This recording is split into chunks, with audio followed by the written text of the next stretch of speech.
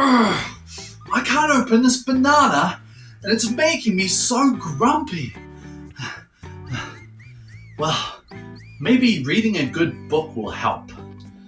Today's story is called Grumpy Monkey by Suzanne Lang, illustrated by Max Lang. Let's do it! One wonderful day, Chimpanzee woke to discover that nothing was right. The sun was too bright, the sky was too blue, and the bananas were too sweet. Jim was confused. What's going on? Maybe you're grumpy, suggested Norman from next door. I'm not grumpy, Jim insisted. On his walk, he met Marabou. Jim's grumpy, Norman told Marabou. Why are you grumpy, Jim? Asked Marabou. It's such a wonderful day. Grumpy? Me? I'm not grumpy, said Jim. But look at how you're standing, Marabou said. It's true, said Norman. You're all hunched. So Jim loosened up. Then he ran into Lima. Jim's grumpy, Norman told Lima. Why are you grumpy, Jim? Asked Lima. Such a wonderful day. Grumpy? Me? I'm not grumpy, said Jim. Your eyebrows look grumpy, said Lima. It's true, said Norman. They're all bunched up. So Jim raised his brow. Then he tripped over Snake. Oh no, said Norman. That's the last thing you need when you're feeling so grumpy. Grumpy? Me? I'm not grumpy, said Jim.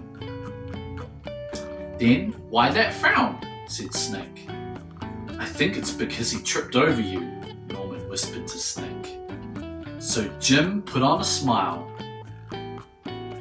Finally, Jim looked happy. But he didn't feel happy inside. Everyone wanted Jim to enjoy this wonderful day. You should sing with us, said the birds. Jim didn't feel like singing. You should swing with us, said the monkeys. Jim didn't feel like swinging. You should roll with us, said the zebras. Jim didn't feel like rolling. You should stroll with us, said the peacocks. Jim didn't feel like strolling. You should lie in the grass. You should stomp your feet.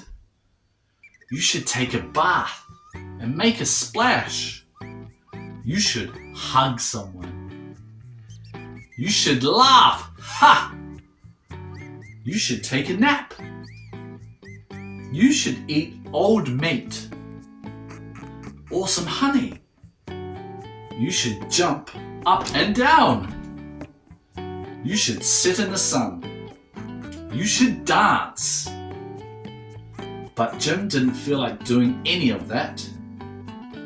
Why are you grumpy, Jim? Asked the others. It's such a wonderful day. I'm not grumpy, shouted Jim as he beat his chest. And he stormed off. Jim felt sorry. A little sorry for shouting at everyone, but mostly sorry for himself. I guess I am grumpy, Jim sighed. And just as he was starting to feel really sad, he came upon Norman. Norman was slumped. His eyebrows were bunched up and he was frowning. What's the matter? Are you grumpy? Asked Jim. No, I danced with Porcupine, said Norman. Are you okay? Asked Jim. It hurts, but I'll probably feel better soon enough, said Norman. Are you still grumpy? Yes, said Jim, but I'll probably feel better soon enough too. For now, I need to be grumpy. It's a wonderful day to be grumpy, said Norman. Jim agreed. And he already felt a little bit better. Wow, that was such a great story. Thank you so much for joining me. Until next time, see you later.